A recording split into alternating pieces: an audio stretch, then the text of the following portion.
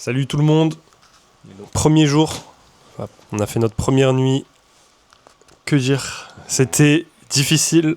Moi j'ai super bien dormi parce que je me suis préparé, j'ai mis le masque pour les yeux et les bouchons d'oreilles.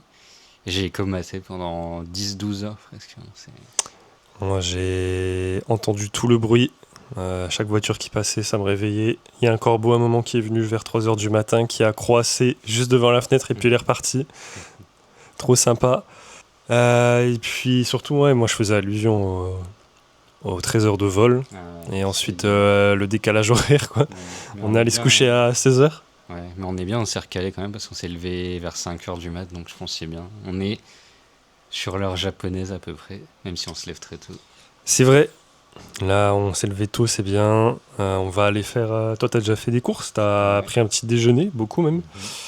T'as mangé? Moi, j'ai pas encore mangé, donc j'avoue, j'ai la dalle. On va aller au supermarket pour prendre de quoi se faire un petit déj. Et puis éventuellement se faire à manger ce midi ou ce soir. Petite info incroyable. Je me dis, je jette ma brosse à dents en France pour prendre une nouvelle dans mon tiroir avant de partir. Et en fait, quelle ne fut pas ma stupéfaction quand j'ouvris mon tiroir et qu'il n'y avait plus de brosse à dents neuve.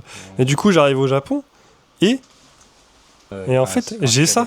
Je vais à la supérette, donc au combini. Et on a ça, quoi. C'est ridicule. Et puis, de toute façon, on a une visite là à faire cet après-midi. Enfin, ce matin, pardon. Bon, ils demandent qu'on fasse par Zoom. C'est un peu bête puisqu'on est genre à 10 minutes en transport en commun, en métro. Donc, on leur a demandé de faire une visite sur place. Et puis là, on attend leur réponse. Mais peut-être qu'elle ne viendra jamais. Pendant qu'on attend le métro pour aller à Namba.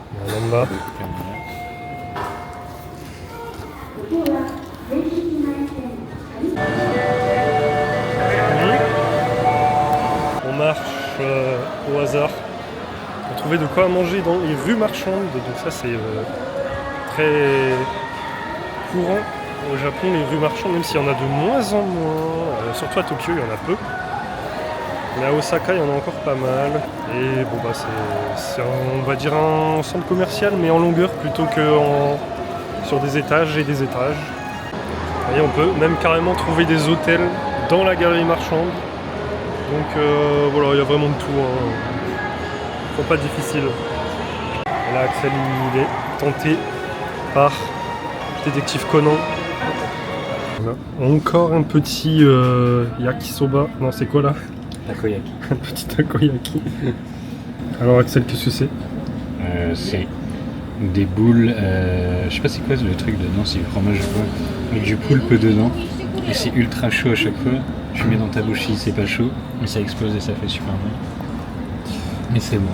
Et comme d'hab, on est les deux seuls, du coup c'est tranquille. On entend la serveuse se plaindre qu'il y a trop de travail. Le Japon, c'est aussi ça. Entre modernité et tradition, pas du tout. Vous allez au Don Quijote, vous avez 3 jingles qui se jouent en même temps dans vos oreilles. Donc, autant dire qu'on n'entend rien, quoi. On entend 3 jingles, 4 musiques en même temps. C'est un peu l'enfer. Et ça, c'est Axel. Ce n'est pas l'enfer. Les Don Quijote, c'est un peu la farfouille Babou, ça n'existe plus, ça a été remplacé par quoi Babou? BM, voilà, les actions, mais en littéralement 10 fois plus gros puisque c'est sur plusieurs étages. Et comme on passe devant, j'y pense, les petits symboles comme ça, avec les couleurs de la France qui tournent, ce sont les coiffeurs. Donc voilà, si vous allez au Japon un jour, dès que vous voyez ce petit truc qui tourne là, avec ces couleurs là, c'est un coiffeur. Et les distributeurs automatiques au Japon aussi, c'est tout un business, puisque vous en avez absolument partout, même dans les endroits les plus paumés. Et particularité, c'est qu'ils proposent aussi des boissons chaudes. Donc ça, c'est plutôt bien quand vous êtes dans le froid en hiver ou en automne. Vous voulez avoir votre petit café chaud, votre petit lait chaud en distributeur automatique. Et ça les amis, je peux vous dire que ça fait la différence.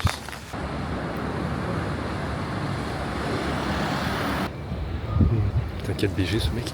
Non mais voilà. Juste petite balade sur le pont. La vue me semblait bien, donc je me suis dit, pourquoi pas.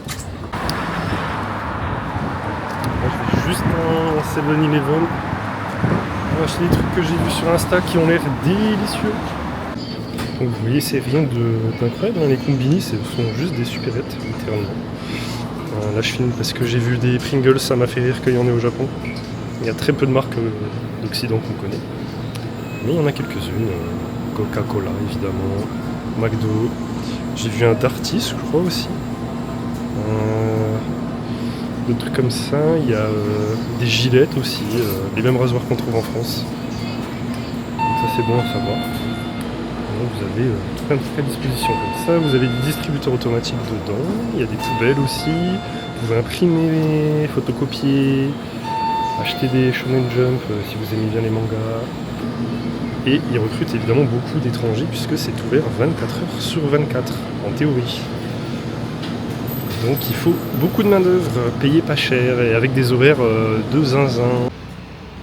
Je m'arrête dans cette rue parce que je la trouve trop charmante. Ça me fait penser un petit peu aux rues de Tokyo où j'étais la première fois. Enfin, j'étais pas à Tokyo même du coup, j'étais plutôt excentré à Chofu. C'est vraiment la même vibe, j'aime trop. Et c'est super calme. En plus là il fait super bon. Bon il fait pas très beau mais il y a du vent. Il fait quoi, 20 degrés. On est trop bien quoi. Je kiffe. J'avoue qu'être toute seule c'est une autre vibe. Quand on est à deux c'est pas pareil, on profite moins bien je trouve. Même si ça a un côté rassurant. Mais bon.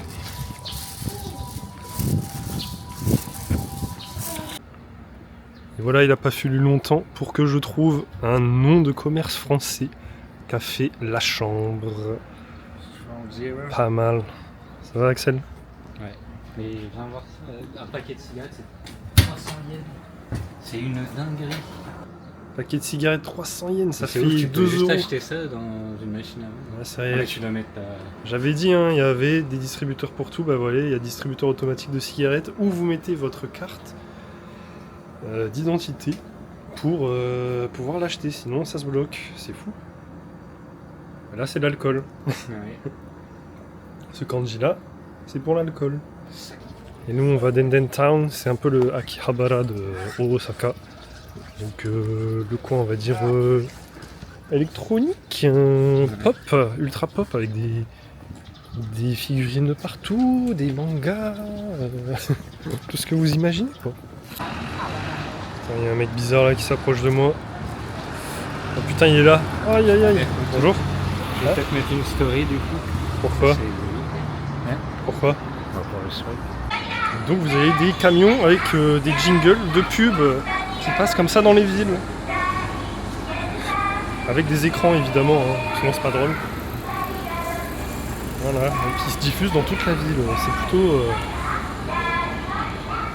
Je sais pas quoi en penser. Putain, tous les jeux stylés. Axel disait, il y a plein de jeux qu'on n'a jamais eu en France. Ouais. Je n'en sais rien. J'avoue. Ça c'est... J'ai pas beaucoup joué à la DS. Bancho. Ah, Dead or Alive, ça on connaît. Oh, 6900 yens, faut les faire foutre. Hein. Qu'est-ce que t'as à nous dire là-dessus, Axel? Rien de spécial. Ouais, voilà, C'est stylé. Ok, on a trouvé le paradis pour ceux qui aiment Hololive.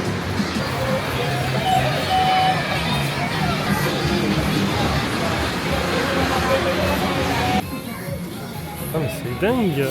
Ils ont un shop entier. Putain, il y a Inogami Coroné là. 3800 yens. Ouais. S'il y avait des pantoufles, je les aurais prises. Et quoi? Des pantoufles. Ah bah il y en a là.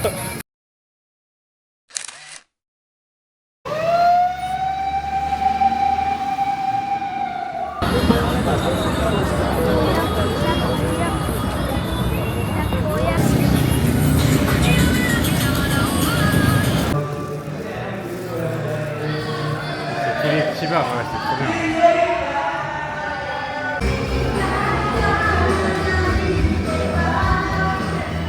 pays. Ouais, je pense que j'ai envie d'aller dans un bar ou quoi. Enfin, toi, tu rentres. Là, tout de suite? Ouais, je pense. Bon, on rentre d'un izakaya, donc c'est un bar. Non, c'était un bar, littéralement, c'était qu'un bar, pas un izakaya. On est allé au pif parce que la tein, donc comment on dit, la serveuse, la tenancière, nous a fait un petit signe. Et Axel, il voulait de toute façon une expérience où on rencontre des gens. Moi, je l'ai suivi alors que je voulais rentrer parce que de toute façon, il n'y avait que 2 meufs à l'intérieur. Donc je me suis dit, vas-y, c'est bon, ça va pas être trop stimulant mentalement. On va pouvoir gérer 2 personnes. Et on est resté 1h30 ou 2, je sais pas. On a beaucoup bu. On a échangé nos instas, c'était sympa. On a beaucoup parlé. あ、Vlog? はい。お、そうですね。オッケー。いいです。Vlog や。いいですか？